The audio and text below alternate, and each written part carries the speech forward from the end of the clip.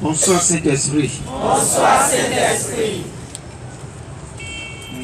Nous le propos nous l'être payé. Nous payons ton décimé. Payons ton décimé. Nous connaissons nous payons ton. Et nous passons sur nous payons ton. Nous passons sur nous. Nous connaissons nous payons ton.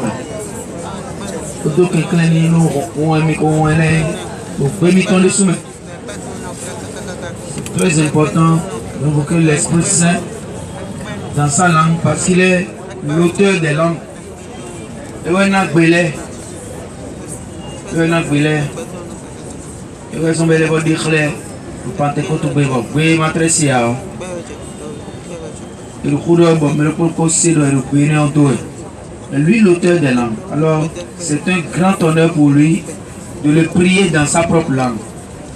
Et si c'est un Bélé, Bouanak Leton, la confirmation ton,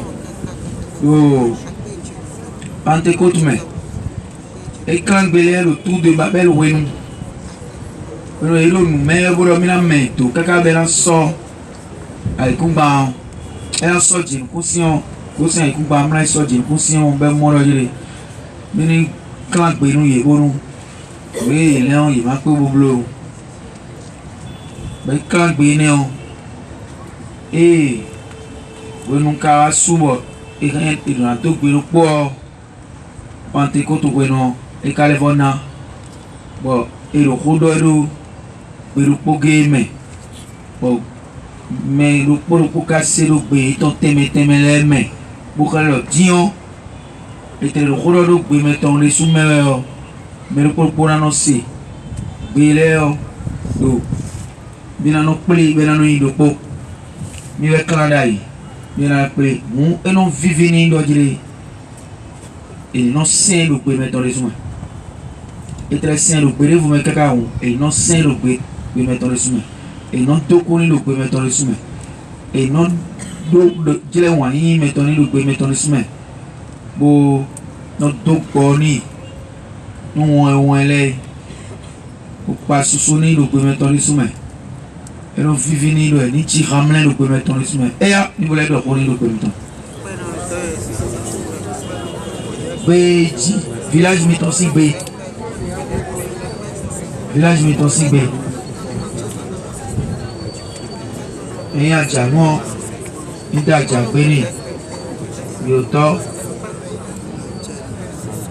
pour les doigts. Tout Djabéni, mais ça renon, tout ça rebé. Mais Yoruba Nito, Yoruba Meito, Meiku, Unonito Gube, Gengbe ni Kotokoli, Bariba,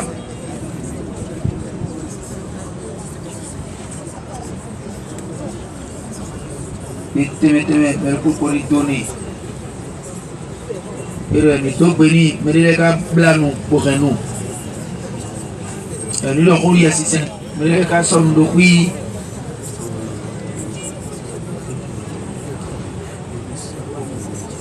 À terre, oui, na oui, et les soins na oui, oui, à terre. Mais quand on sort béni, vous voyez ça d'où tout bon.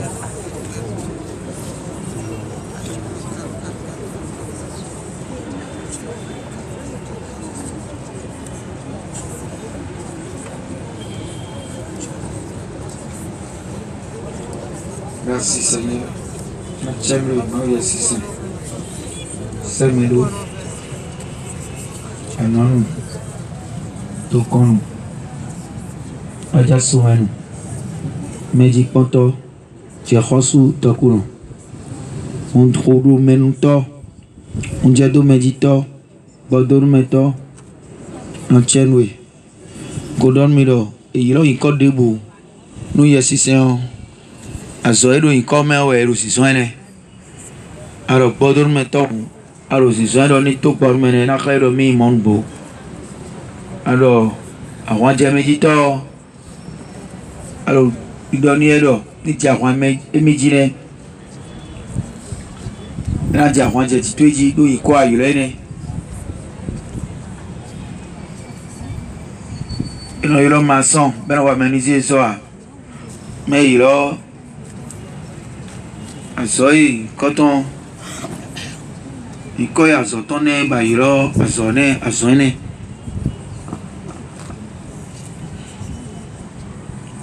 on hunde mi balo yesisena lo mi on bihuyo ereon et non yilo iko nous entoni. C'est une prière puissante que de célébrer le Saint-Esprit en lui donnant un nom de la mission qu'on veut lui commander. On nomme la mission, on lui donne le nom conforme à la mission qu'on veut lui demander. Voilà. Si on veut sa consolation, il suffit de le nommer tout consolateur et lui comprend déjà qu'on a besoin de consolation. Voilà. C'est un secret. Célébrons la parole qui nous a révélé, qui nous a donné. Car ce que Dieu nous a donné dans l'Esprit Saint, dans son amour éternel, l'Esprit Saint, l'amour éternel de Dieu, qui nous a donné, ce n'est pas la guérison, ce n'est pas le succès, ce n'est pas la victoire, ce n'est pas la protection. Tout ça là, c'est des détails. Ce qu'il nous a donné, c'est la parole. Et la parole signifie la vie. La vie. Les paroles sont esprit et vie. Donc ce qu'il nous a donné, que le Père nous a donné, c'est la parole, son propre Fils, sa propre vie. Celui-ci est mon Fils bien-aimé. Voici Jésus-Christ de Nazareth. Voici Jésus-Christ de Nazareth. La parole du Père éternel. La parole du Père éternel. Il est vivant. Il est vivant. En sa parole. En sa parole. Il dit. Et personne ne contredit. Et personne ne contredit. Voici Jésus-Christ de Nazareth. Voici Jésus-Christ de Nazareth. Quand il ferme, personne n'ouvre. Quand il ouvre, personne ne peut fermer. Quand il dit oui, personne ne peut dire non. Il est éternel. Il est l'expression du Père. Il est l'amour du Père. Il est le préféré du Père. Le désiré des collines. Le désiré du Père. Il est tout. Quand nous ne sommes rien. Il est la plénitude. Plénitude. Quand nous ne sommes rien. Il est la force infinie. Devant nos faiblesses. Ou les faiblesses que nous sommes. Il est la richesse inépuisable. Devant notre pauvreté. Il est la hauteur. Infinie. Inaccessible. Devant notre bassesse. Il est le tout. Du vide que nous sommes. Il est l'élévation de notre abaissement. Il est la consolation de nos souffrances. Oh, je l'aime. Oh, que je l'aime. Oh, que j'ai envie de l'aimer encore. Encore et encore et encore. Puisqu'il est l'éternel amour du Père. Je veux qu'il soit mon éternel amour. Il est le délice du Père. Il est le délice du Père. Il est donc aussi mon délice. Il est donc aussi mon délice. Il est le rayonnement de la gloire du Père. Il est le rayonnement de la gloire du Père. Je veux qu'il soit mon rayonnement. Je veux qu'il soit mon rayonnement. Merci Père. Merci Père. Selon Jean 3, verset 16. Selon Jean 3, verset 16. De m'avoir donné ton unique. De m'avoir donné ton unique. Ton Fils. Ton Fils. Comme en nombre infini. Merci de me l'avoir donné. Merci de me l'avoir donné. Pour que moi je vive. Pour que moi je vive. En lui. En lui. Par lui. Par lui. Avec lui. Avec lui. Et pour lui. Et pour lui. Parce que tu ne veux que recevoir. Tu ne veux que recevoir toute la création en lui. toute la création en lui. Alors Père éternel. Alors Père éternel. En ta parole. En ta parole. Jésus-Christ de Nazareth. Jésus-Christ de Nazareth. Reçois-moi. Reçois-moi. Reçois mon frère. Reçois mon frère. Reçois ma soeur. Reçois ma soeur. Reçois ton peuple. Reçois ton peuple. La Sainte Église catholique. Église catholique. Reçois ton peuple. Reçois ton peuple. Reçois ton peuple. Reçois ton peuple. Louange à toi. Louange à toi. Gloire à toi. Gloire à toi. Bénédiction à toi. Bénédiction à toi. Ovation à toi. Ovation à toi. Majesté éternelle. Majesté éternelle À toi. Toi. À toi la gloire. À toi seul. Toi seul. La gloire. La gloire. Pour l'éternité. Pour l'éternité. Amen. Amen. Jésus. Jésus. Jésus.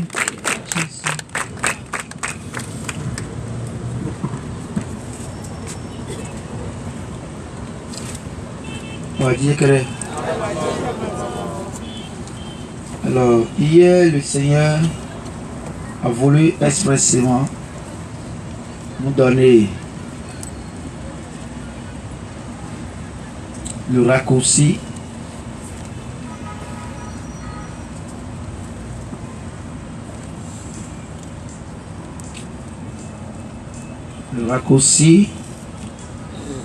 pour tout obtenir de lui. Pour obtenir de lui la terre, pour obtenir de lui le ciel. En un geste, en un mot, en une intention. Tout obtenir, la terre et le ciel. Alors, j'espère que tout le monde a pris cela au sérieux et que désormais, chacun de nous, essayons d'aller vite par ce moyen divin. Soyons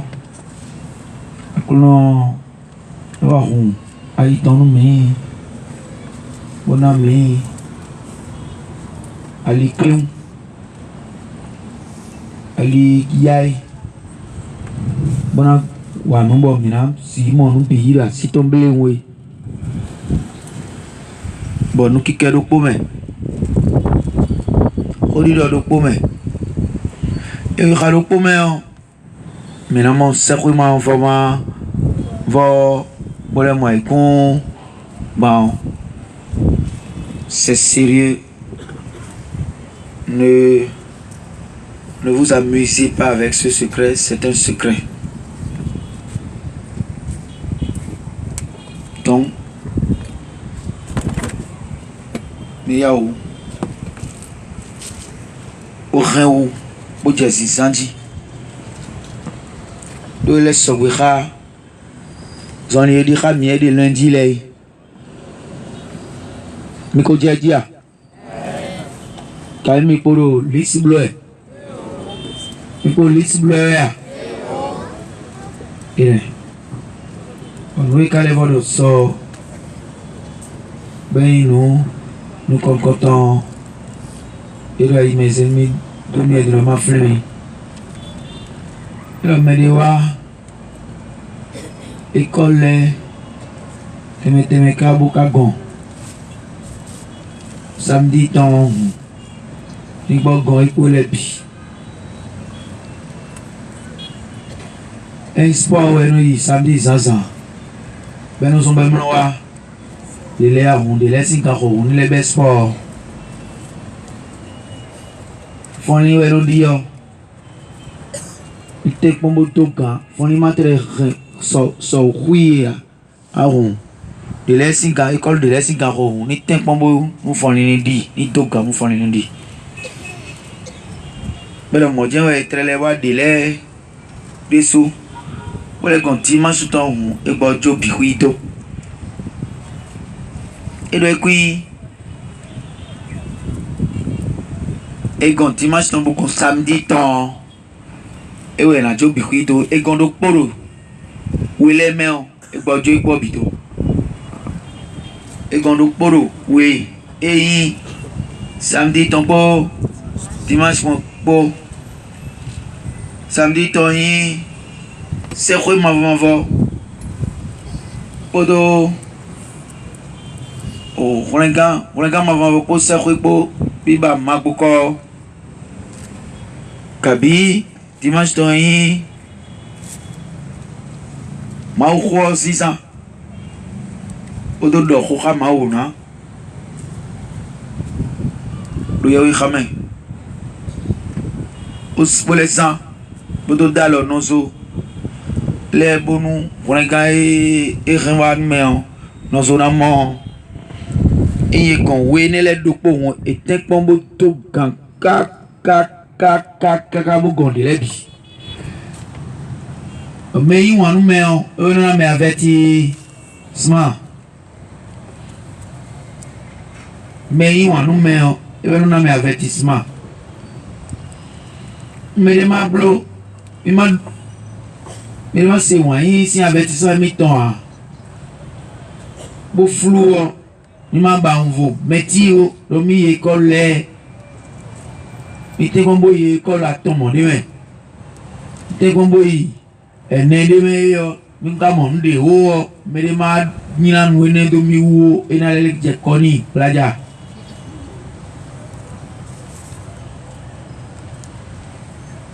il disait que c'est l'amour qui donne cet avertissement-là, qui communique cet avertissement, parce que l'amour aime et n'aime pas que le sujet ou son sujet perde le temps ou perde son temps. Et c'est pour ça qu'il a averti. Si tu obtiens tout, tu possèdes tout, tu as tous les succès, toutes les réussites de la vie, toutes les gloires de la vie, et que tu n'as pas la parole de Dieu, tu n'as pas le Fils, et tu ne peux pas avoir son royaume. De la même manière, si tu obtiens tout cela et que tu n'as pas la finale, qu'est le salut éternel, alors quelle valeur tout cela peut présenter pour ton âme qui est éternelle, alors que tout cela n'est pas éternel. Qu'est-ce que l'éphémère peut représenter devant l'éternité de ton âme, ton succès, tes gloires du monde, tes réussites temporelles, tes réussites sociales, tes promotions, ta renommée, tout cela est éphémère. Éphémère. Fragmentaire. Parcellaire. Devant l'éternité des éternités, à laquelle ton âme ne peut pas échapper.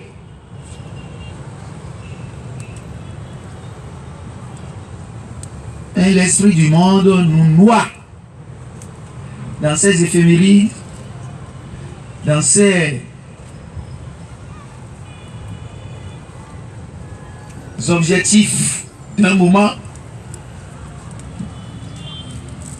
avec notre éternité.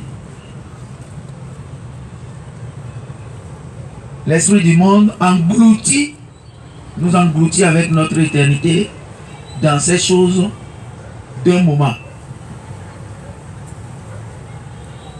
Ta beauté, c'est pour un moment. Pour un moment. Tes richesses, c'est pour un moment.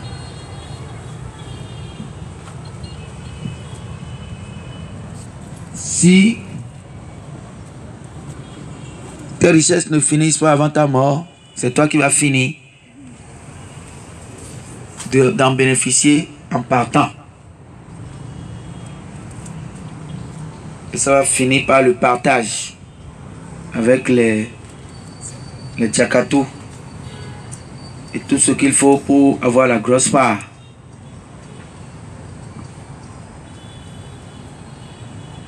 Rien n'est éternel. Tu as déjà vu des gens aller venir, t'en mettre plein la vue et disparaître après à une mort subite. Tu as déjà eu des habits qui t'ont plus que tous tes habits, mais qui ont fini par te lâcher malgré tout l'amour que tu as pour l'habit là. Tu as beau cacher ça pour les événements spéciaux, ça finit par se déchirer. Oh mon beau habit, s'est déchiré.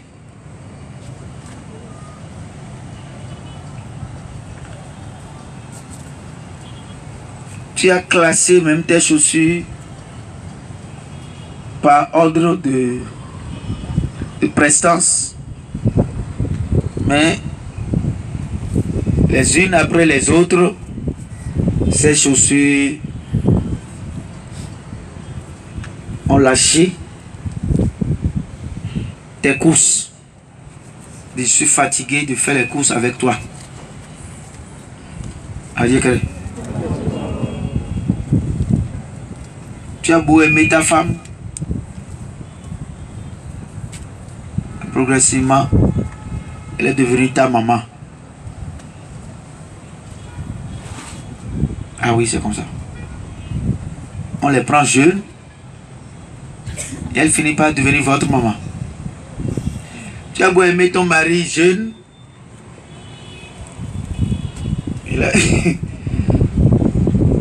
a fini par devenir ton grand-papa.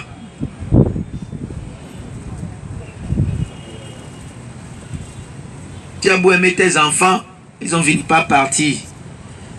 Les unes pour aller se marier, les uns pour aller se réaliser, et difficilement ils t'appellent. Pourtant, jour et nuit, tu avais investi pour leur réussite. Dieu nous a donné un livre ouvert, mais nous fermons les yeux pour ne pas le lire. Un livre ouvert. Et nous ne voulons pas nous rendre à la réalité parce que nous nous voilons la face, parce que nous ne voulons pas souffrir les petites souffrances que Dieu nous prévoit pour éviter la grande. Nous fuyons les petites des réalités et nous nous réservons la souffrance éternelle. Tu as beau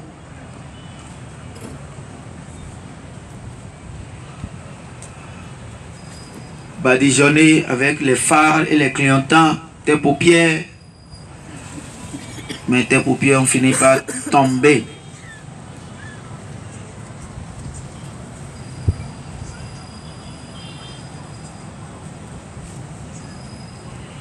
Il suffit d'aller à la maison et de comparer les photos que tu as faites récemment avec les anciennes et tu vas comprendre.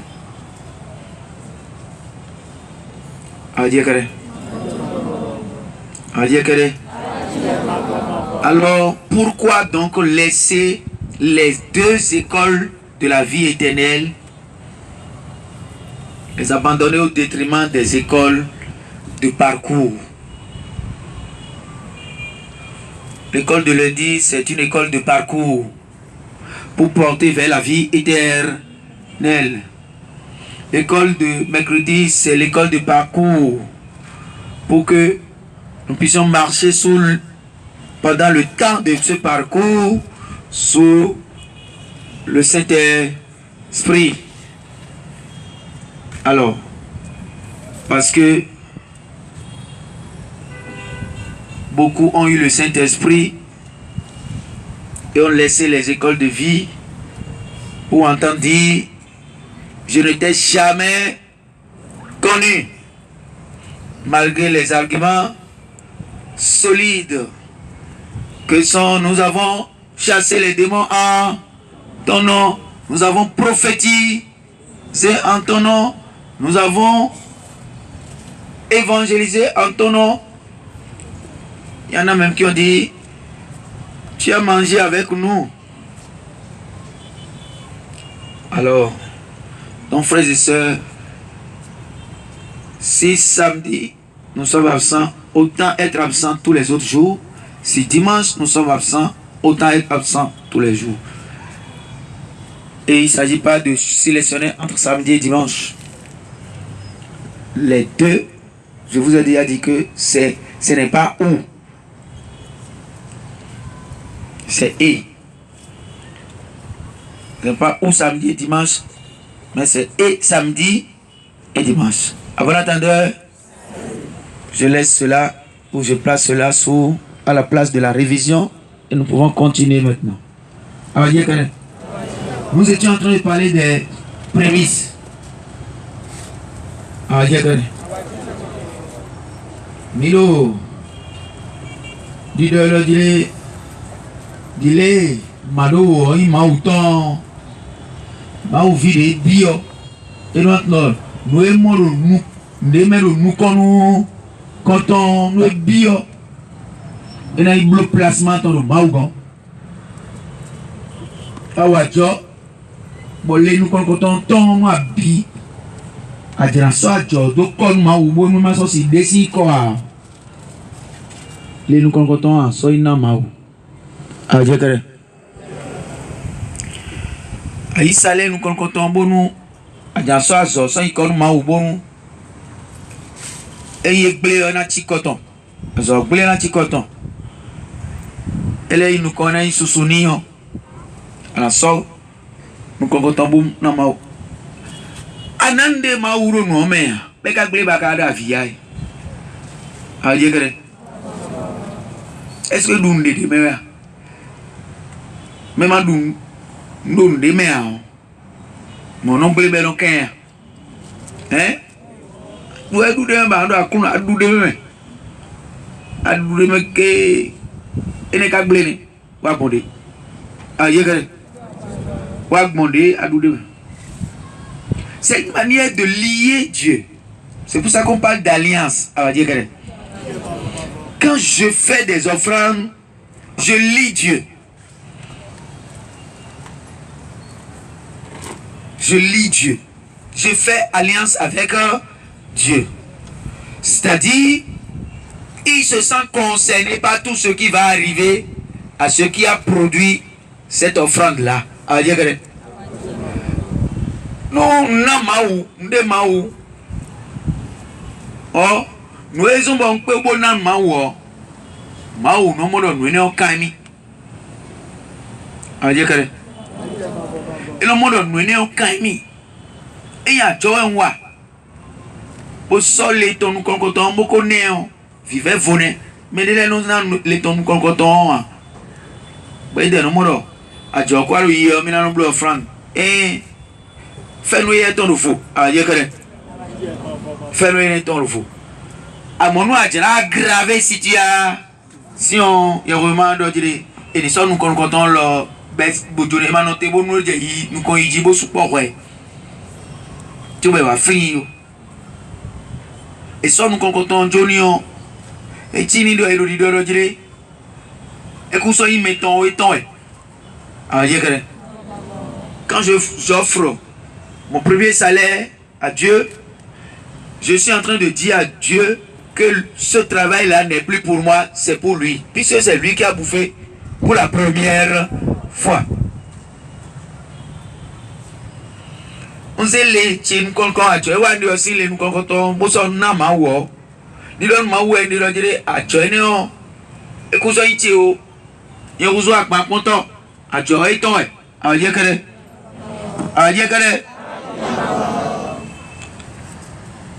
Hon et que dit a tué ton e, nous était tout. Vous nous mettrez au dos nous mais, au dos nous mais. Là, nous vient à partir de temps qu'on a nous donne mais qu'on nous trouve dans tout mais. Nous ne pas quoi tu nous pas. Tu vois mais quand tu nous dis et qu'on nous déo. Et nous là. Et nous couvert. Donc voilà le profit. Bah oui. À ce pombo de blena. À ça le socando, à ça sortucan, le blado, oui una. Bakuno, modo dire ah, éblement. Et il me dit pour non mia, pour moi il doule ou tout. Quand il tchawe, donc nous vient pas te la clone tenant doué à ça le boudou na quand il tchana donc il peut potentiel. Et donc des vous si besoin et ouais son bon on dit alors toi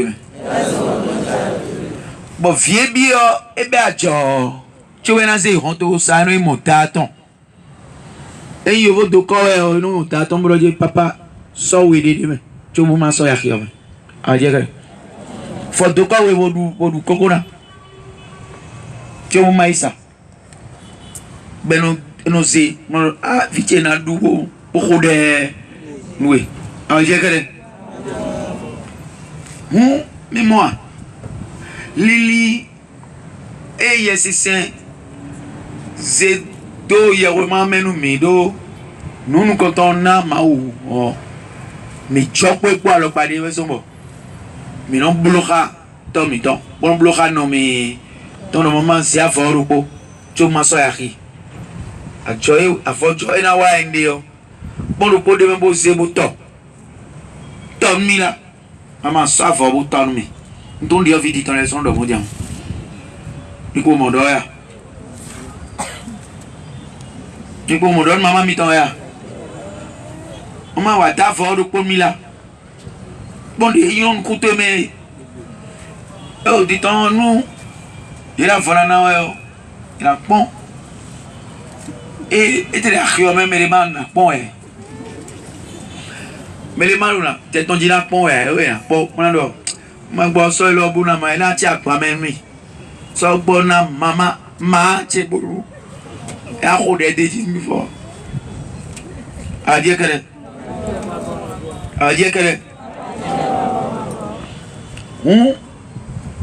mon viti à jana je tokwa ayi ni pepo Bonne nuit, ni peu. Bon, mais comme mon premier souci, à part que les bourrades, habou. À dire que les. À dire que les. Le rat, pas que le kéké.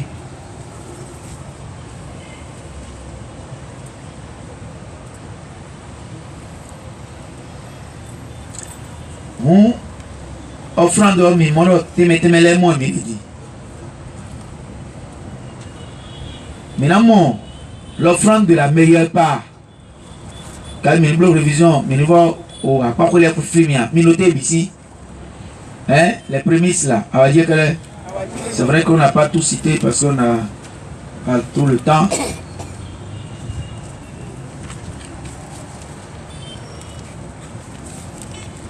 Les prémices on donne cela surtout. Prémisse dans Néhémie 10, 25. On avait vu Néhémie 10, 25, chapitre 10, 25. Hein? 35, 38. Néhémie 10, 35, pardon. Il y a les prémices, même sur les semences, les arbres fruitiers. C'est ça, non? Hein? Parce qu'il y en a qui pensent qu'on ne donne que de l'argent à Dieu. On donne que de l'argent. Non. Tu n'as pas besoin que de l'argent dans la vie, non? Hein? Après qu'elle est où doit après qu'elle est à nous au dialogue de même piscine prémisse on a prémisse avec un bâton. On a écouté on veut que là avec un bâton au chevalier lève au merci aïe que non vu le complot prémisse tam et on va avec un bâton nous connaissons quand on dit oh et ouais c'est nous chevalier lève aïe que fait des ennemis bon on y coule roudou dans haut donc Mazénou chevalier l'a dit mais et c'est le chevalier là comment de voir perdre nous quand on tombe oh mais les gens moi et ouais au routier maudien quand on vient pas et routier maudien et routier o ma o lele krando e kuma de kon koto webe chaque fois lando e kuma de kon koto webe moi o dire ma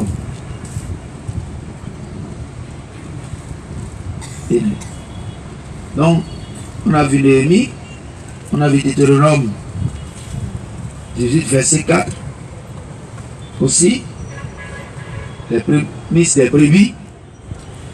Bon, il doit quand il est là, il en a un artiste qui est là, et on a quand il est, on va dire que, on va dire que,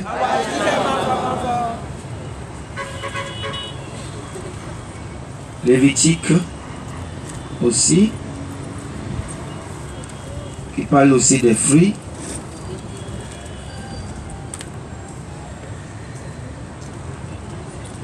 Maintenant, nous irons dans Nombre.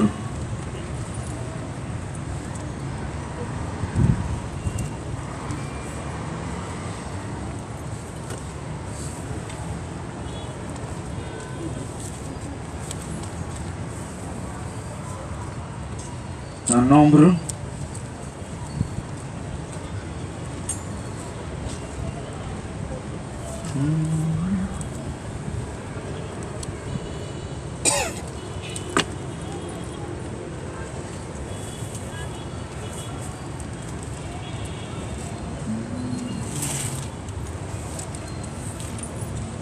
ça y est qui nous parle qu'il faut donner le meilleur. Quelqu'un pour nous lire, Nombre 18, chapitre 18, verset 12.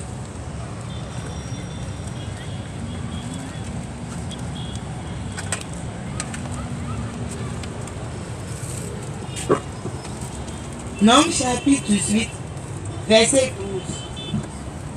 Le meilleur de l'huile fraîche, le meilleur du vin nouveau et du blé, les prémices qu'on offre au Seigneur, je te les donne.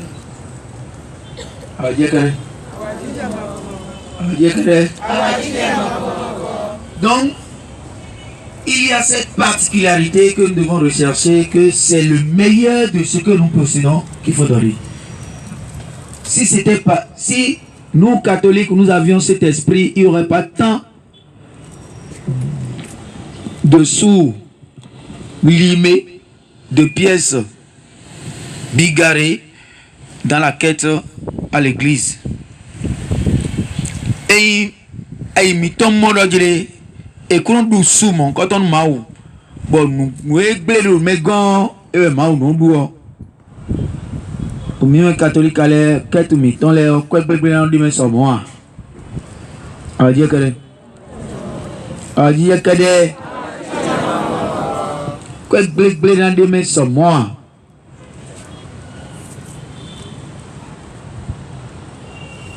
Et catholique a une quête bonne.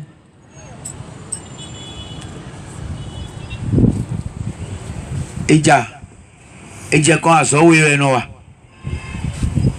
azo we no khan on to ka ko gbegbe esi me wa o de po e no khabo no tu na bi e now eso gbe ya po mi fo wo ya ji we o ka no jere su ne dun ma we mi de o e ko igbe to du su na mi de wa on ko fran lo fi pon oh vide so ko gbegbe no tonton ipe o po e no du ji ma pon ko yin ko zero fini bolo na keti na yo e be so igbe o wa nde mi a to ko gbegbe o wa nde dogo mi a salopa ni re ko ti ro fini bolo na keti na o pe toro mo ko gbegbe mo jan so igbe be ewu nae mana ketina mana ketina no vice souhait donc no via patero souhait mais do jin ko si pa ma po aja na do ta to me gbe bode gbe biye we no po biye froissé do jire se biye lojo to ko edion e anje nu ku vandi nga jejo ket me dio mere na cambio mi ya mere na ton ero ni so de me lo ma o ko gbe nde ya o akwa gbigba o khare akwa gbigba o khare o zo mo ma uno pe kweri ya ziwa ya wana ketina a je kere est-ce que ma o si un romain et si on rombo to louer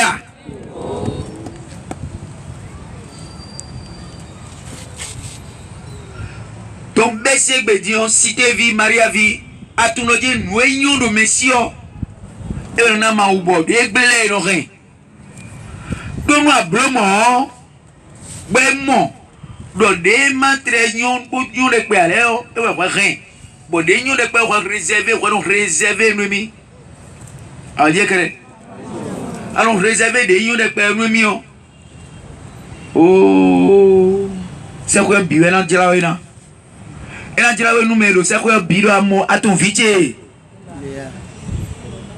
Philomène à ton vite Gisèle à ton vite Geoffroy à ton bloé le Seigneur aime célébrer ses amis devant l'assemblée des saints. Il a célébré Job, oui ou non? Même devant Satan. As-tu vu mon serviteur Job? Un homme comme lui sur la terre, il n'en a pas. Et l'Esprit Saint dit, Job était un homme droit, intègre, juste et ayant la crainte de Dieu. 4 vertus: droiture, justice, intègre et craignant Dieu. La sagesse nous dit au chapitre 1 verset 7 que le commencement ou son commencement c'est la crainte de Dieu. La sagesse c'est le règne de Dieu aussi. La sagesse c'est l'Esprit Saint. Et Jésus est la sagesse incarnée. Quand la sagesse n'est pas incarnée, c'est le Saint-Esprit, c'est le règne de Dieu. Quand j'entends dire que la sagesse c'est Jésus-Christ, je dis, il n'a qu'à relire. On n'a pas dit sagesse incarnée. C'est la sagesse incarnée. La sagesse qui s'est fait chair. L'Esprit de Dieu qui s'est fait chair. L'Esprit de Dieu, le Fils, qui s'est fait chair, qui est Jésus-Christ. Et le commencement donc du règne de Dieu, de l'Esprit Saint, de la sagesse, c'est la crainte de Dieu. Et nous l'avons déjà dit ici, je ne sais pas quand. Et j'en ai reparlé avec une de mes sœurs aujourd'hui. Les deux signes qui accompagnent la foi, ou qui démontrent, qui révèlent la foi de quelqu'un, c'est la crainte qu'il a de Dieu et l'obéissance à sa volonté. En dehors de ça, vous ne croyez pas. Celui qui ne craint pas Dieu et qui n'obéit pas à sa volonté exprimée dans la parole éternelle, que son Fils ne croit pas en Dieu. C'est un usurpateur de titre quand il se nomme chrétien. C'est un usurpateur de titre quand il se nomme croyant. On va dire que...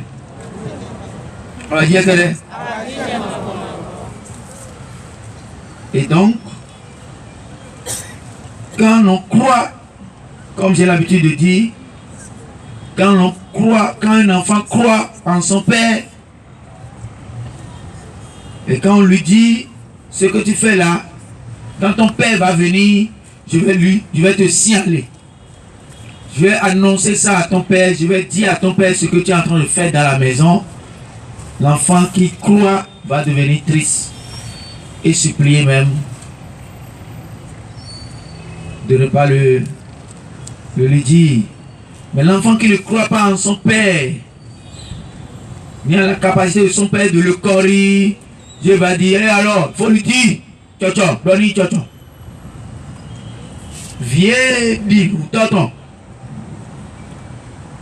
Bon dire, nous t'entendons. Mais, bon dire, nous, mais, t'entendons, yé.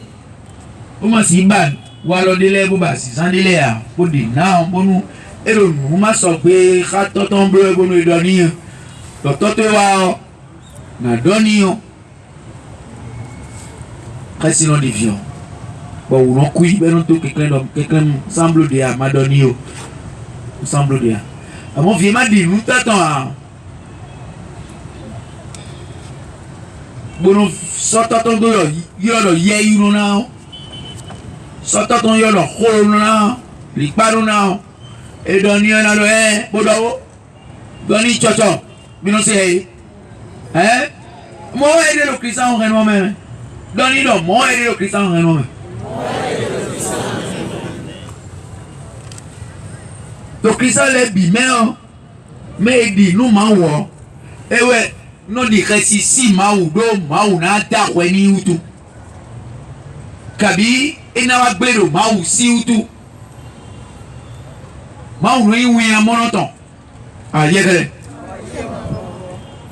Maou no yi a monoton do khasi bi si meri on wi si khasi we. E ma du wi a lo konton. Ah yegere. E janda musi khasi a don no via kwatero. Jadam si khasi ba maudea. Ouya si khasi. État d'ouya si khasi ba maudou ba. C'est une crainte affectueuse. Il attend de nous une crainte affectueuse, mita zogéon, mais quand le nom tire le don agir. Donc pour vous les voir.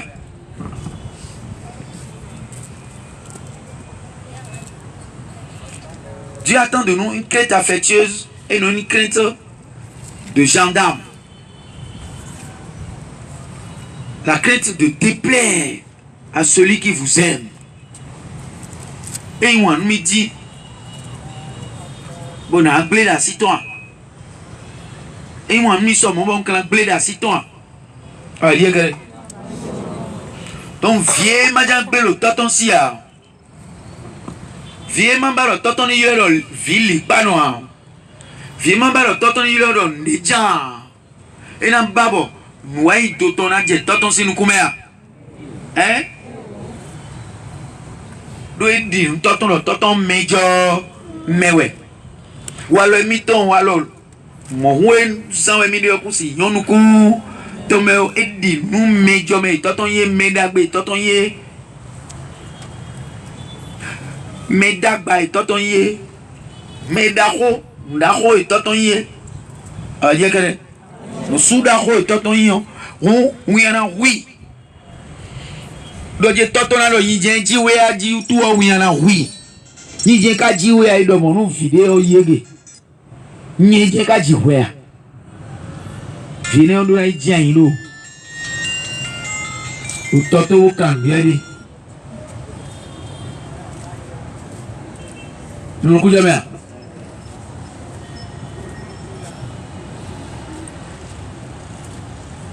khasine o mado jomudon we zombo mi no sonu gbegle jo ma o dagbele no fine be no so gbegle ojo a oblomo po a oblomo to wa jon fi di badan dagbele no fine be no so gbegle ojo be do wa lo le bi e ma o kere mbloka betole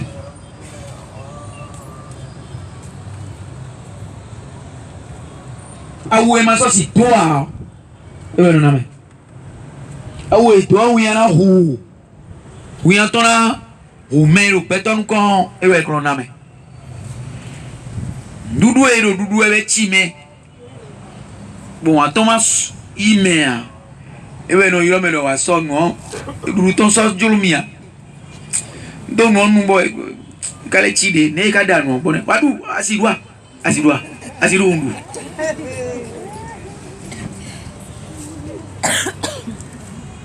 no vici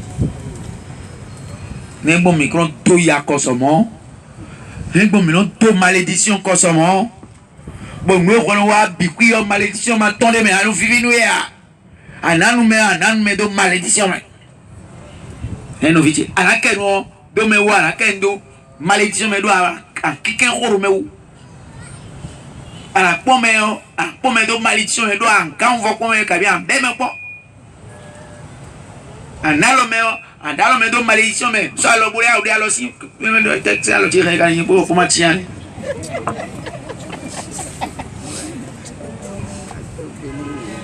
bo me ti bo nuwe wa bi ku e ma don yan do wa ni ya o ko yi to po enu voa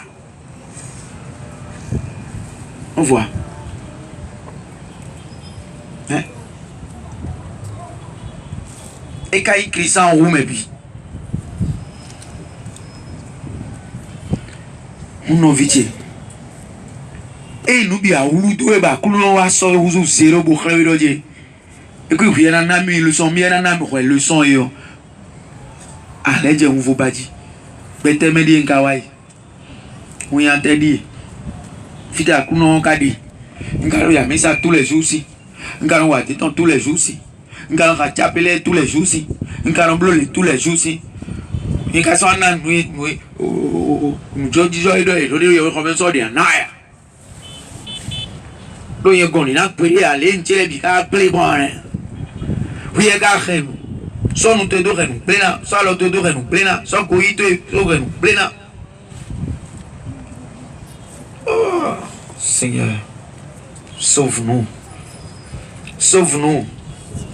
huno vitele dagbile we no so dagbile we no so no mau domoni kono kan pele ei me meton tre jana megbe e jana nu megbe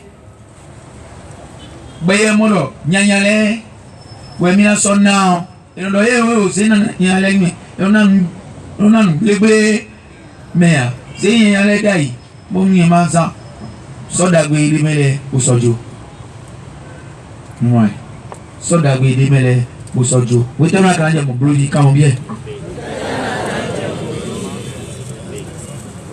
ni ana me ti kono lo e ana umeo ina fu akamuta ere ba to mo dia ana fopa meo afopa ka to la we akamu tume ka re dia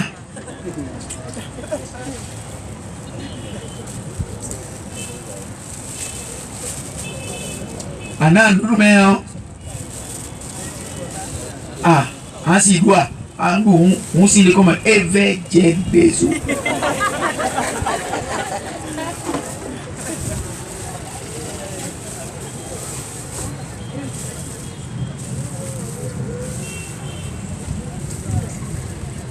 On va dire que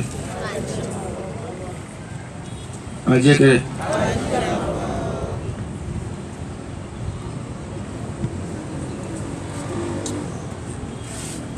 chiller. Mais les malhonnés ou à nous sommes. Il est sur le lebi wado. Wadi wesi. Toku la sito ebo akalubi. Bado. Donc nous vient pas te toku non ici. Il est sur le toku bado. Doit nous douce nous toku mais ku kan toku on ton maoui ku kan toku on ton. Ono no yen na me akron ja nuku na egbe na nuku gbegbe ya.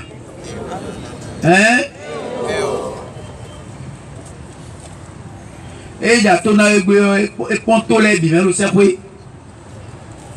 O to e mo se nkaji ai. Ewe na we. Kai to ja fafa lo won. Ewe na we ya. E ja lo na me gbe alo ma mo so gun e ewe na we ya. Aha. Kaja na me gbe o. Ya na no zo to egbe o. Mo gbegbe janu na.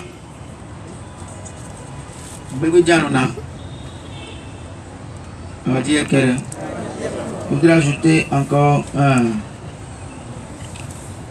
passage pour le meilleur. Il faut donner le meilleur.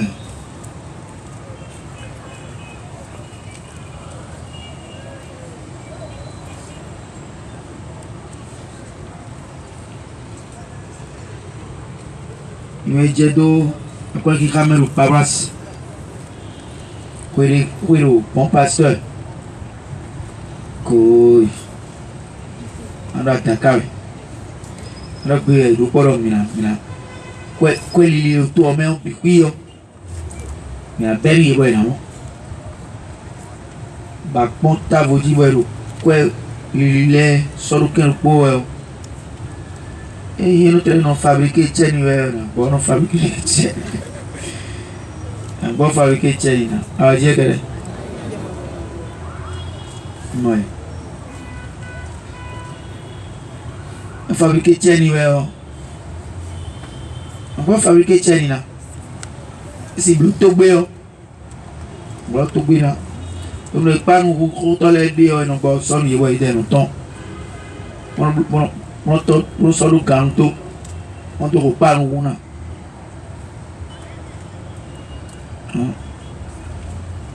Aje kere pa nu to le di maka so de din yon le ma so mon tambo bo pa nu ko e din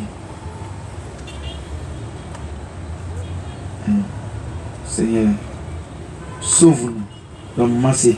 Seigneur sauve-nous. Sauve-nous.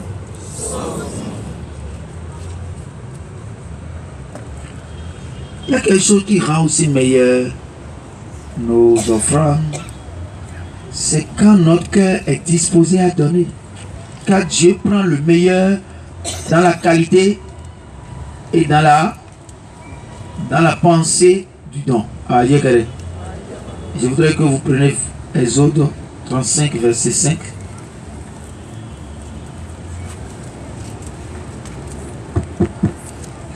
Il rend meilleur aussi. Exode chapitre 35, verset 5.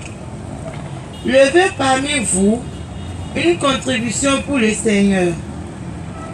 Tout cœur généreux apportera la contribution du Seigneur. Or, argent, bronze, verset 6, poutre violette et poutre rouge. C'est bon, ce qui m'intéresse, c'est tout cœur généreux. La générosité de mon cœur anoblit mon offrande, embellit mon offrande, rehausse la valeur de mon offrande, même si c'est ce n'est que 2 Pierre 7, comme la jeune ou la veuve, une vieille dame qui avait donné généreusement tout ce qu'elle avait pour vivre. Alors,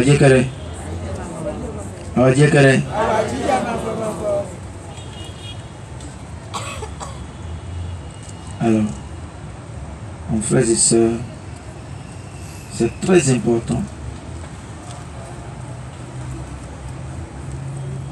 Alors nous venons de dire que l'offrande nous lie à Dieu par rapport à la source de l'offrande. Vous comprenez? Abraham a offert son seul enfant, mais à partir de cette offrande, Abraham a contracté une alliance entre Dieu et sa postérité. Parce que la source de l'offrande d'Abraham vient de sa postérité. Concantons. Et qu'est-ce que le Seigneur fait? Si tu peux compter les étoiles du ciel et les grains de sable de la mer, alors tu pourras compter le nombre de tes enfants ou des membres de ta postérité. Vous voyez? Donc, quand j'offre quelque chose, la source, je lie Dieu à la source de mon offrande. Et il y a Joël. Nous avons bon son da jo me bo na ma wo a jo ne o we na ma wo ton ma o podo a jo po cha a bro mo bo gbeje lo aye mama ahotoron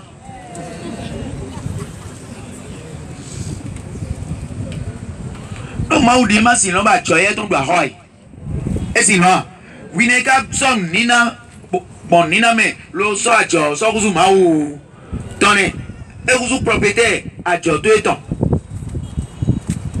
À Dieu sur la bise, ça doit. Hein? L'eau ici, propriétaire sur la bise, ça tombe.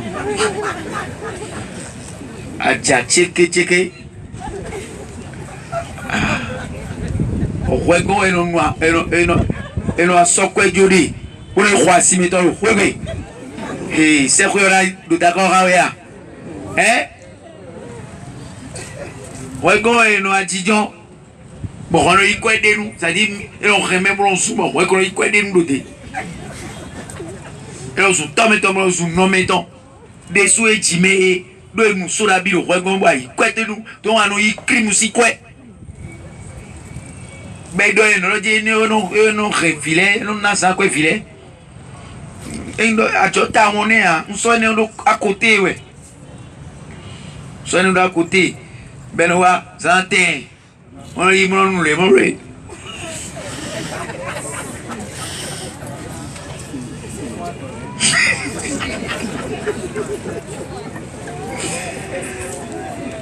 Ah, et un job bi.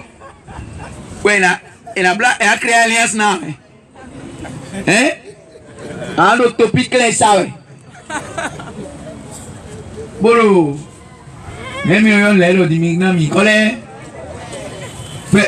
Vemo, Demo Vat.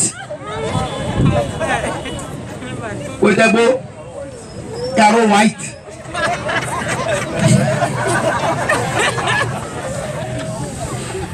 Hein?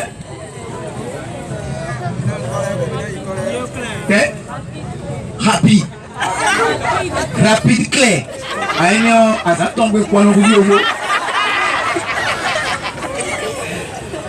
ah si soit quoi non polier ma on a même et non à on a donc c'est possible oui ma mais le mieux à l'état il soit ici aller voir ah soit quoi il y a wana ma on a ouais soit il tient oui ici ouais non ma on gon le nous est aussi vendre et dit quoi ton hello.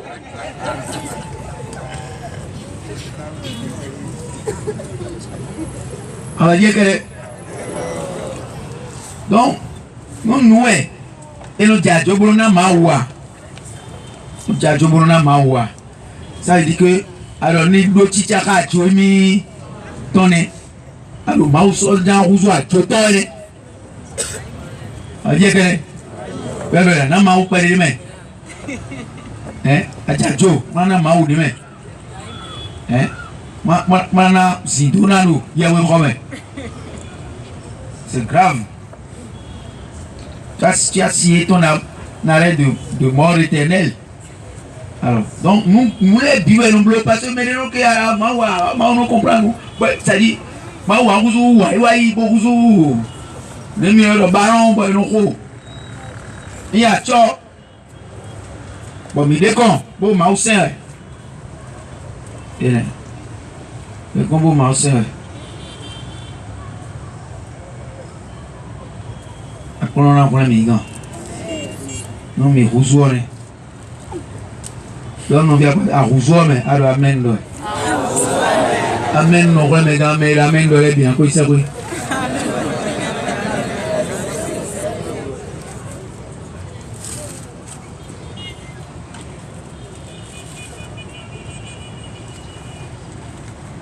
alors frères et sœurs nous allons venir maintenant dans l'évangile pour parler des offrandes. Peut-être que c'est le dernier jour des offrandes. On va aborder la 5e vertu de prospérité ou secret de prospérité divine. Et nous allons permettre maintenant, on va ouvrir une vague de témoignages. Que je ne sois plus seul à écouter les témoignages et que les témoignages qui sont là, qui doivent fleurir. Parce que le témoignage amène encore. Et des coups, on allait provoquer Mao. C'est comme si Naoui au Aou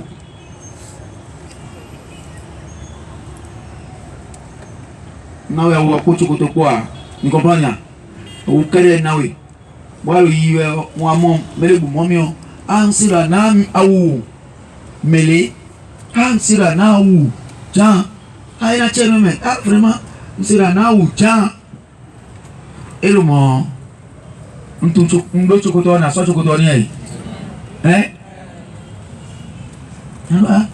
au pont kwesi matraka mo pe wo ko mo chocoto ni ne au je nasi la e lo jiri nuena mai nu jonde a o janka blo mo wiana humie e mediro na u me ma so do mo di o di do na jori kai mo man merece o donc de na mea kai moe donc mais on a nous peut vivre ka jira a provoquer mais on est de rumo ina na we bonu e wa do di do ina pen ina won na me ni ko ja ko timea ni me mo de kun ma wa le do ni be e so mi no ti pe oji pe ina mi no ti ji ina mu we ba jira a jira de rumena nenawi de etre posso suton etre nawi da ibakalo jira yo nka ren na bloni rumo lo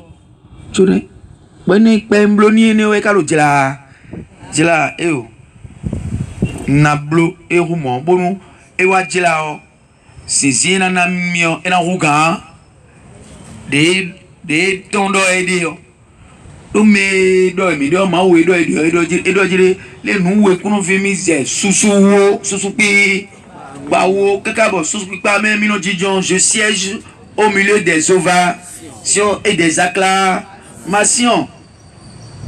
Alors Dieu me fait un bien, je l'acclame, je l'annonce partout, mais c'est fini, je viens de déclencher une rafale de donations et de bénédictions divines.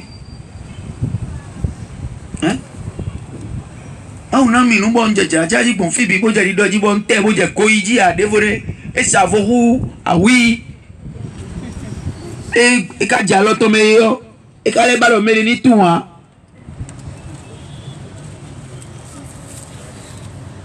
et ka yo ne aka bul ko mo ji hein kamide yero cerveau tire ko fini la yo toy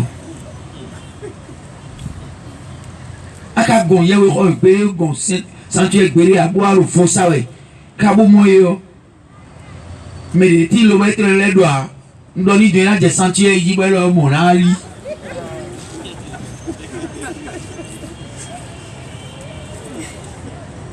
Et on peut prier, fidèle à quoi? On dit ça avec mon entier.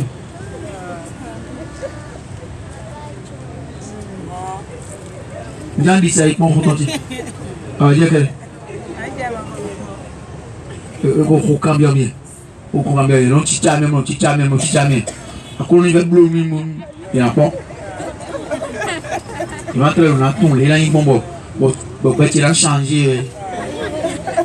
Mais tout le monde, on mon gars. Oh, on veut mon gars. Hein? Vraiment, pas qu'à ça, le rôle est bon, hein. On l'a bien aussi changé, nous. Bon, il a changé, mais là,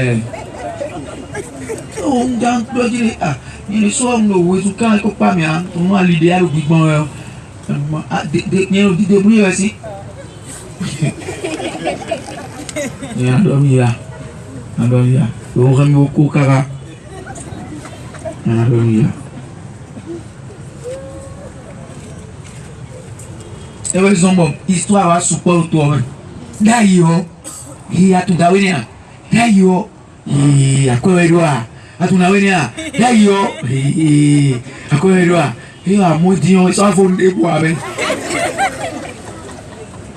à cause de l'orgueil on n'a que des bonheurs historiques.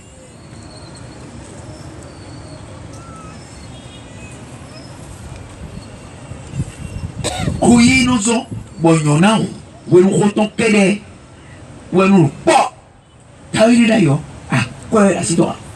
Ouais, les sous les deux bonnes d'ailleurs, amoumio, nous sommes dégoûtés. D'ailleurs,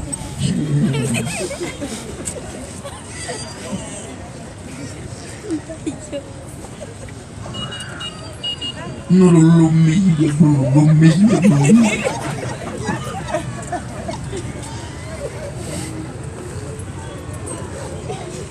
On vient pas dire quoi ton historique là y a dia. Quand bien quoi ton actualité.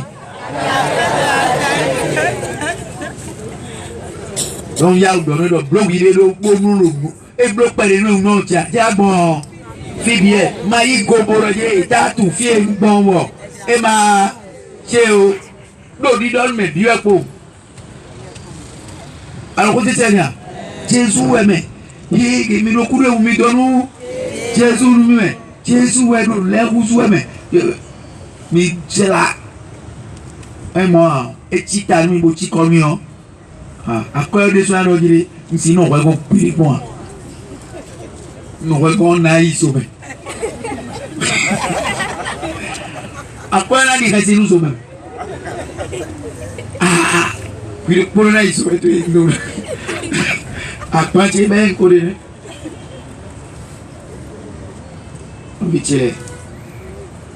on va voir quelques rapidement parce que le temps est déjà arrivé, notre temps est fini. On va dans Marc pour admirer cette dame, cette vieille dame qui n'a donné que sa nécessité, je vais dire même sa dernière nécessité. Marc 12, versets 41 à 43. Et ça, c'est pour les avares élégants. Il y a des avares élégants. Oui, non. Oui, non, mais non. Non, il y a un bouffie de on.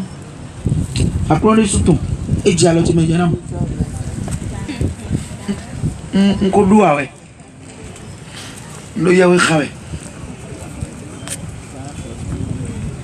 En tout cas, comment les surtout, on dirait, moi, blâmion. Et blâmion, oh, frère président, évaluation, corridor, millionnaire, mais nous l'été où il est tout.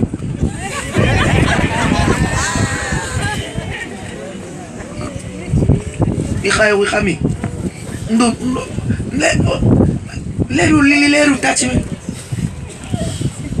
l'évangélisation, nous filmons le gladi. À quoi direction? À quoi nous? Bon bien nous. Bon landoué. Hein? Bon on dit à quoi direction? au de ka bon pena si tu yo akulo le yo mi kanon que non illégal. Marc 12, verset 41. Assis en face du tronc, Jésus regardait comment la foule mettait de l'argent dans le tronc. Jésus dit bon fier on a quête de ikpan kombro ikpo yewet donc nous via partir de nya non surveiller mais non surveiller file dio ede u gara amo egbe dio elo ye me bro me point ede enveloppe autant fio elo handi pour me point mais il est dit bon ede enveloppe autant bon peut-être le khouno jawi yiwe odi do nous et le fini bon mais bien te tiens mal enveloppe moi o ai ton do khé e ja no fini ba ton do khé khé mina mo sari tion kaka na lo mina so egbe ton mlo fini o me le no yo e la mi le lo te tiens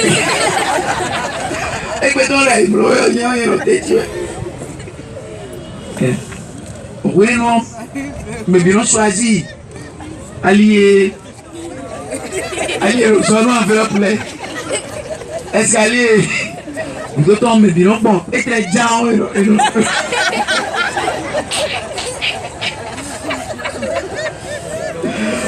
bon amo ya tout là on te vous peut nous aller là il faut ya pour nous aller là bana tu es to bela yi bonalita ba anokpa bon le kla di do après provoquer wa maugon pour les so bido amna jo provoquer yi maugon ah wo le so ya kwete do mo me yo nte fo sale ndene ai hui go maso ba jono mi o fie anogo jeje o e le so ya kwete do ko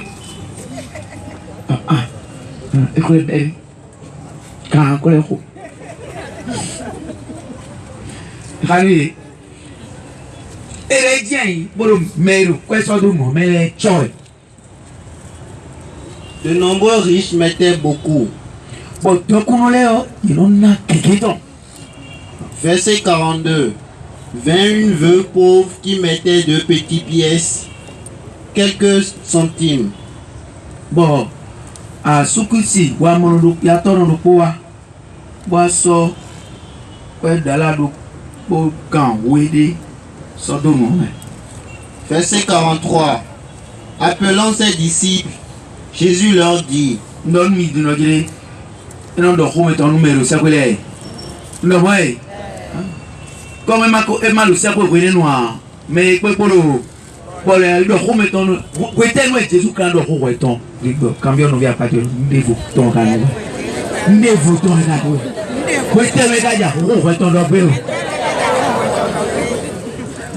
alors non quoi c'est que après le tiwe après le tibo blocage les deux donc highway bon c'est Michel Lick ba wa bon pourquoi jeke je akam molé na bloquon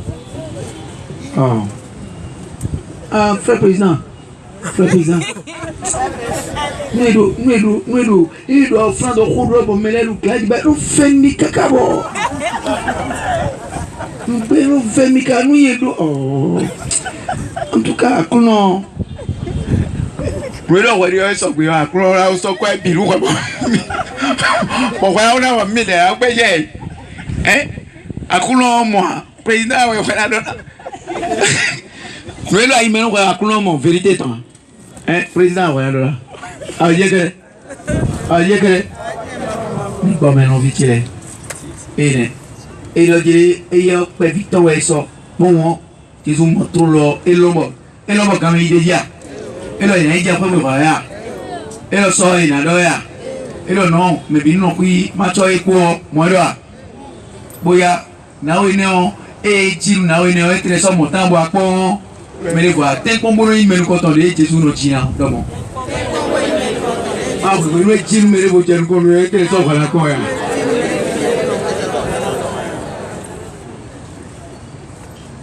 En vérité, je vous le déclare, cette veuve pauvre a mis plus que tous ceux qui mettent dans le tronc. Nous on m'a donné à Sukusi. Wa mojato noneo ina ruga mais le kwena mena kwa jefi direbi. Verset 44. Car tous ont mis en prenant sur leur superflu. Mais elle a pris sur sa misère pour mettre tout ce qu'elle possédait. Mais de là, les si vous doit ma sodoa et wena. De ma rende plelo ye ouais. De now quoi si ça le tenu so et les habits pas fait. De now nous ko inu bo programme nous yo de mal tona c'est ouais bon il m'ont dit ça ne dérange rien. Donne-lui ça. Ah ben, en fait ça ne gâte rien. On va dire que c'est ce qui ne gâte rien qu'on donne à Dieu. Donc mon nom vient pas dire. Tout me doit aller toi. Donne ça. Combien tu as donné pour la quête? Donne tout ça là. On a de quoi. Ça là ne gâte rien. 65 000 euros, ça ne gâte rien. Ça ne gâte rien. Et il n'a pas dit 5 000 euros. Kabi 10 000 euros m'a dérangé. Miana. T'es un cas où ça peut être dit que na. Tu es perdu dans bio mais bah non. Ah comment? Ouais ça moi. Nakabo, mon dit nakabo dion. Et son programme le est en retard. Nous Léo, nous obligés de aller noter qu'on quoi des vous. Mon roi à nafa. Parce que programme les puis malgré néon malgré n'habiter à now programme les piro yi si est-ce que et si mon valeur toi ouais moi aussi et si mon valeur toi et donc dire et donc nawe lo prenez me de léo et si vous deux ma doigt et ma déranger ndéa et ma rende plelo quand à nous tomber et na yo melo o ya kweton et poni wena duna lo gan ko viton po e we soju bo igbo no couvert o te no gana no ma o bo no couvert et donc il bloque nous à notre économie wa oui bloque nous bloque économie filet ennemi carrément midi qui aura dit le poro mais bloque économique péré.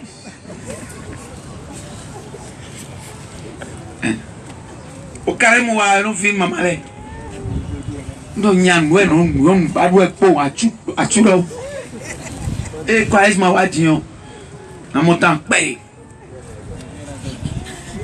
le fion na touch o kali na touch o kali on place en ton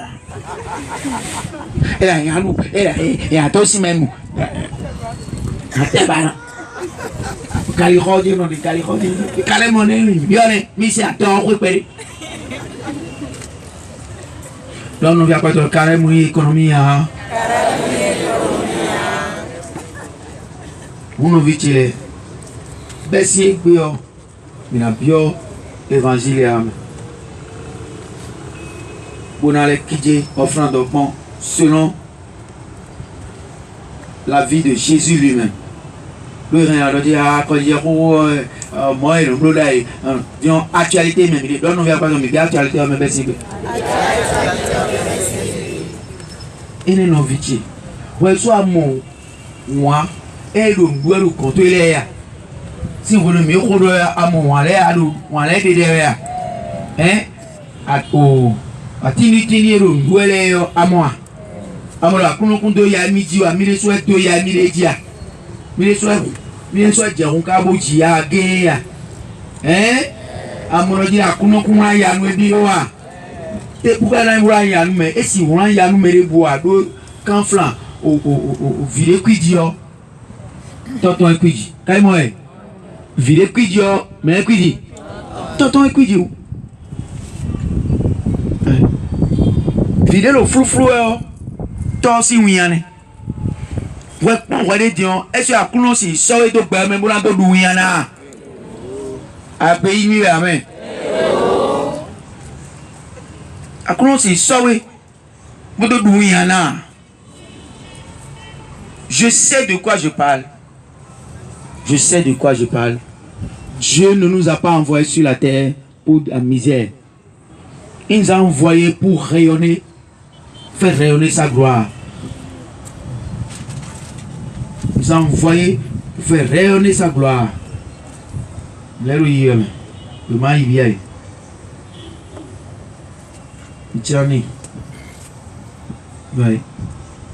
Dieu est le Dieu de gloire. Tout ce qu'il nous demande, c'est de ne pas nous attacher à ces choses éphémères. D'ailleurs, c'est l'attachement qui fait qu'on est avare. Et là, il m'a non il m'a traité il traite ils ont méro quoi blé na mewe il traite ils ont méro et m'a rodagbe mais s'il est na ma ouéa il est papa de si fido mina bio au seul aimé on dit que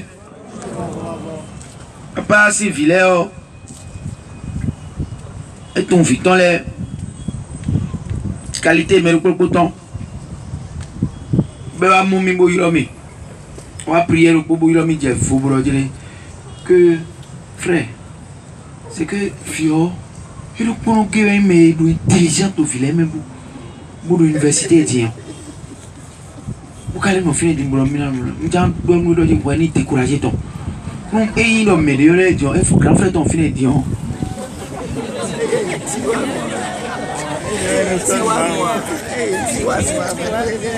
Ah, déclaré. Mais des voix c'est sur elle que je compte. Et des voix n'a dérangé mia. N'a dérangé mia. Après on s'y prend des lèvres au soleil.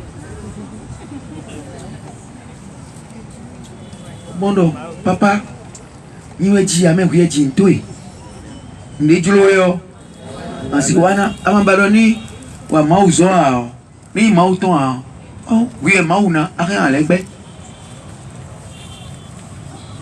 Et fait autant. Le don mi bo vioro et do emilio do emili mais dernier espoir ton wenye ni na yen quoi na déclarer hein o do e kun adapter o e kun apto et il en a dit maro dire e kun remplir condition les on den be bon et mon curé de mon conseil ici mêlé du pot.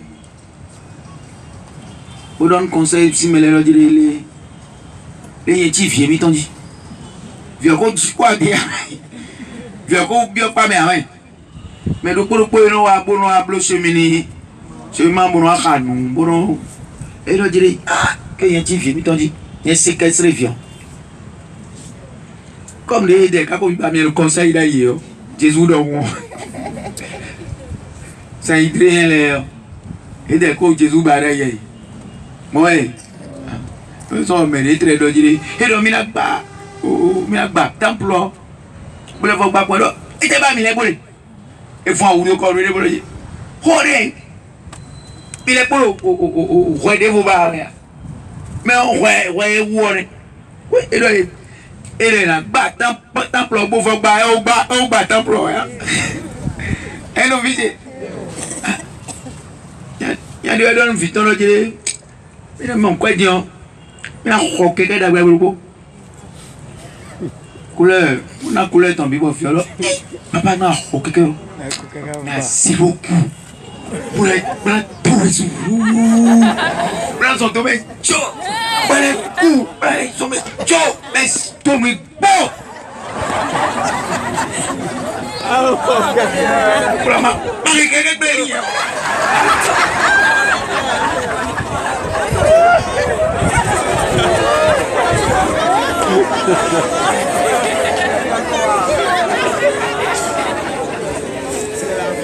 Papa, est-ce que nous misons encore au compléter un tir?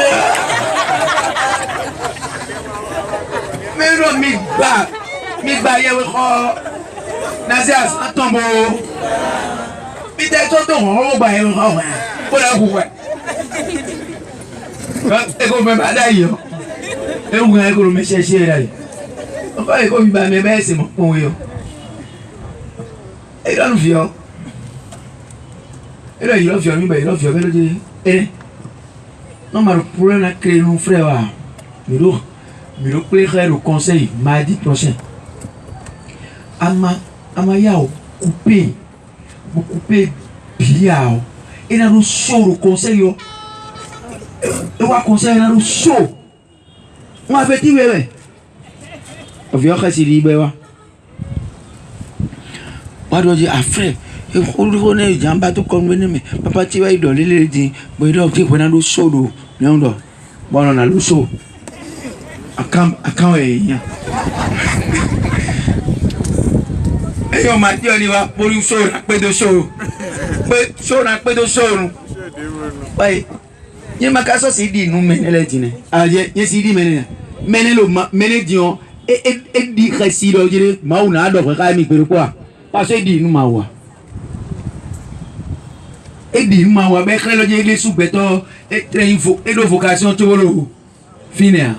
Parce que nous avons deux vocations, on a 6 vocations, mais vous, donc, on a dit que si, une vocation, mais vous, mais qu'on a réglé où, vous avez d'offre, ton maougon. Donc, tout ça là, c'est du théâtre.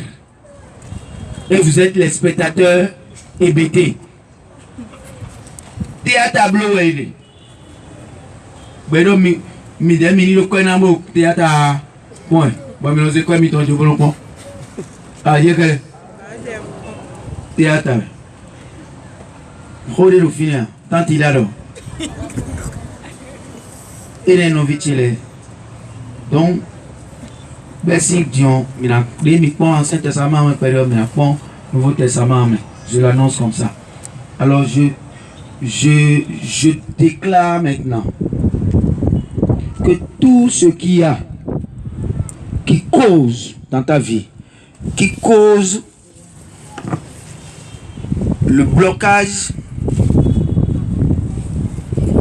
ou qui te coupe, qui coupe l'abcès, ton accès à ta fortune divine, à ta bénédiction divine, à ta prospérité divine, je déclare maintenant la mort, la destruction et la ruine de toutes ces choses-là. Oui, je réprime l'avarice et l'esprit d'avarice, le démon d'avarice qui t'empêche d'évoluer. D'abord, Guiton, Guiton et Jean, l'autre nous dit, mais ma refine à Guita de Toku. Mais ma refine à alors Guiton a rond. Bonanoume, Bonadjano, Yigbe, ou alors le mien, et non les noirs. Non, vite. Pas bien le micro now. Est-ce que si son, nous devons alors qu'il a tombé. Mais t'es nous, mais alors ils sont d'accord, moi j'ai massimo alors ton bout mais t'es nous même ça alors le goudou moi j'ai mais n'engbe le massimo alors ton bout ça dans mais n'y a ne donne nous via partir titeme les vous non sobira titeme les do alors wolo do mele vous et là wolo do de sous ton alors le sous d'eau et le sous d'eau nous est dessous. Quand je ferme ma main contre le prochain, je ferme ma main contre aussi ma bénédiction. Tu ne savais pas, maintenant tu le sais. Alors je prie maintenant et je détruis tout esprit qui t'inspire l'avarice, tout esprit de calcul, tout esprit de thésaurisation. Il y a un temps, quoi de nous plaît, quoi non tiwe de nous plaît, mais de quoi, et n'a quoi, ben ça quoi, ça voilà, pour le mériter qu'on doit, ah dire qu'elle est, le mériter qu'on doit, n'ami quoi tu es oui, eh oh, on a n'ami quoi tu es quoi, eh oh, quoi bien bien c'est, quoi bien bien c'est, et des masses d'adou ah, donc, aiglé. Au sens où elle doit aider mes bouts. Mais pour bien aussi.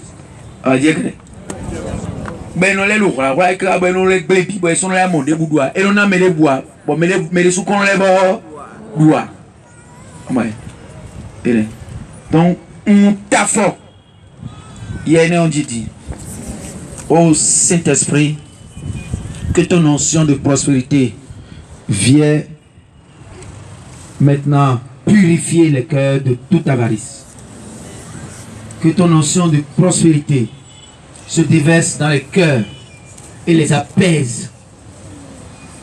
Les cœurs qui souffrent de donner, souffrent de s'ouvrir, souffrent de partager, qui peinent à partager, qui peinent à penser au prochain. Que ton notion de paix et de sécurité descende maintenant dans ces personnes-là et dans ces cœurs-là, au nom de Jésus de Nazareth. Parce que quand je n'ai pas la paix du cœur, quand je ne me sens pas en sécurité matériellement, je ne partagerai pas. Que la sécurité matérielle